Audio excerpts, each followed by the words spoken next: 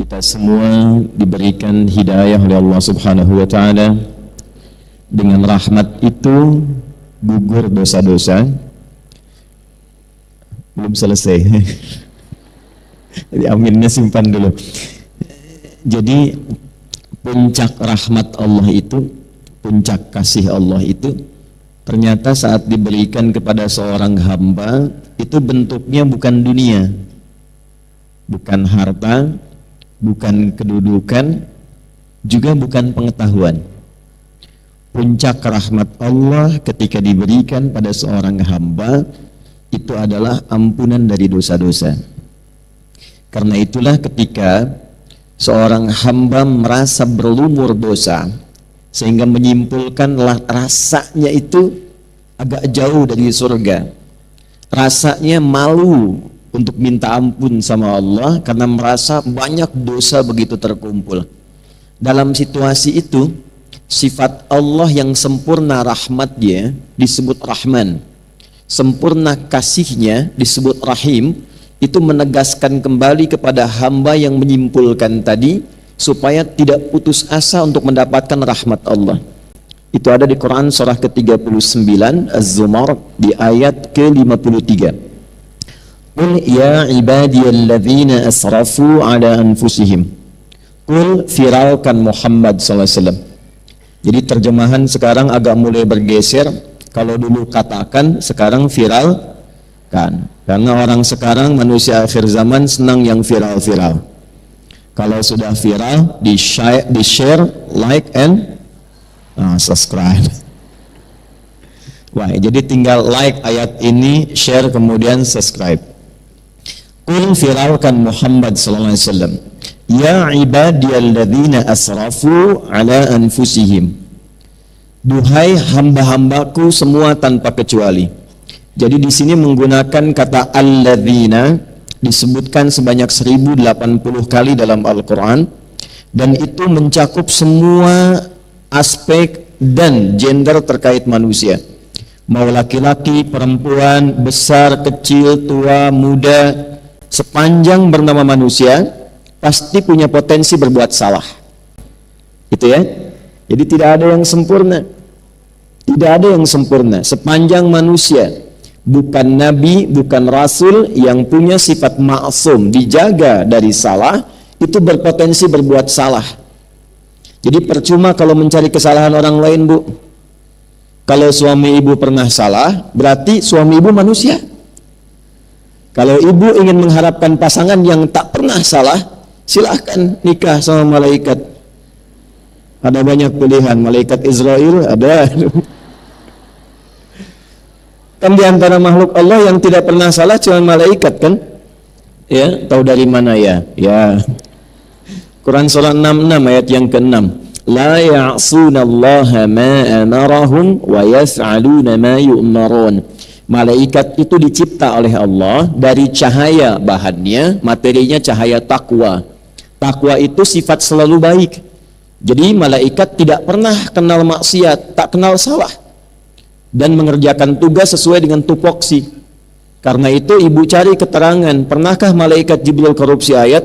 Nggak akan ditemukan. Pasti sempurna. Itu sifat malaikat. Nah, nanti lawannya setan. Setan itu tidak pernah kenal benar. Karena itu dalam Quran malaikat disebutkan 88 kali, setan disebutkan 88 kali untuk menunjuk keberlawanan ini. Nah, manusia itu ada potensi benar, kadang berbuat salah.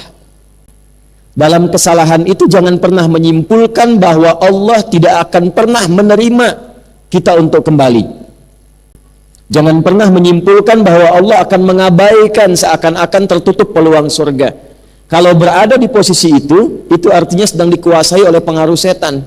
Karena hanya setan yang menyimpulkan saya salah. Itu poinnya. Nah, di titik itu pun Allah dengan kasihnya yang dalam itu masih memberikan keadilannya untuk menyelamatkan hambanya. Jangan sampai berada dalam situasi yang dikuasai oleh setan. Maka diturunkanlah kemudian ayat ini pada Rasulullah sallallahu alaihi wasallam. Qul ya ibadiyalladzina asrafu ala anfusihim. Muhammad sallallahu alaihi wasallam firalkan kepada hambaku yang merasa banyak bersalah. Dan bahkan sebagian menyimpulkan kayaknya dosanya sudah terlampau banyak deh. La taqnatu min rahmatillah. Jangan pernah putus asa untuk mendapatkan rahmat Allah Subhanahu wa taala. Rahmat di situ artinya ampunan. Dari mana taunya? Teruskan ayatnya. Innallaha yaghfirudz dzunuba jami'a. Sungguh aku tegaskan, Allah akan mengampuni semua dosa apapun yang pernah dikerjakan sebelum nyawa sampai di tenggorokan. Nah, pertanyaan saya, kenapa saya buka dengan rahmat? Ibu kalau masuk masjid doanya bacanya apa? Allahumma ftahli abwaba rahmatik. Ya, baik yang di dalam masjid juga yang di luaran. Ya, saat ini insya Allah terdengar suara saya. Saat kita memasuki masjid, melangkahkan kaki apa? Kanan kan? Baik, lalu doa yang dibacakan Allahumma ftahli abwaba, ya Allah mohon bukakan pintu-pintu rahmatmu untukku. Nah, pintu tertingginya itu ampunan dari dosa. Karena itu ketika Allah mencintai seorang hamba, yang pertama diberikan itu menggugurkan dosanya, menghilangkan kebiasaan buruknya. Itu ada di Quran surah kedua Al-Baqarah di ayat 222 di ujungnya. Innallaha yuhibbut tawwabin. Sungguh Allah sangat mencintai orang yang senantiasa mengoreksi diri untuk terus menjadi orang baik. Bentuknya tawwab. Tawwab itu sudah tahu salah, kadang dikerjakan lagi. Sudah tahu salah, kadang dikerjakan lagi. Gibah itu salah tidak, Bu? Salah. Tapi masih kadang didiskusikan kan? Oh ya, kan?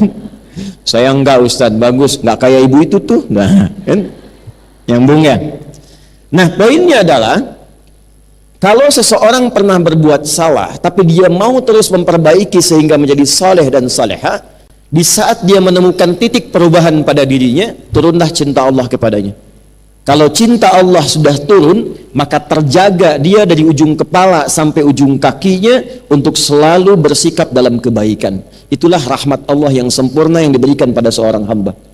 Dan itu tiada lain tempatnya kecuali di masjid. Di mana? Di masjid.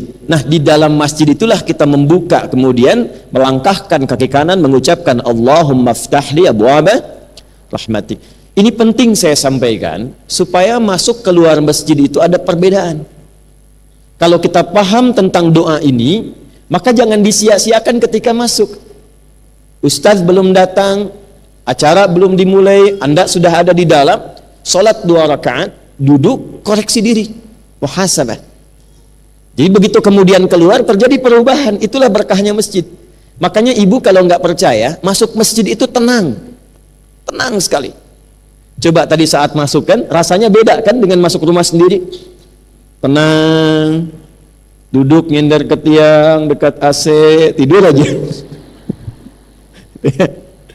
Itu poinnya. Yang ingin saya katakan, pertemuan ini dan kapanpun ibu memiliki kegiatan di masjid, di pengajian apapun, itu ciri keberhasilannya ketika kembali dari masjid, keluar dari masjid, keluar dari tempat mengaji, terjadi perubahan pada diri kita masing-masing, menjadi lebih baik lagi. Ya, saya selalu pesankan kalau Anda belajar dengan saya, tidak merubah Anda menjadi lebih baik, tinggalkan saya, cepat cari guru lain. Karena itu poin pentingnya.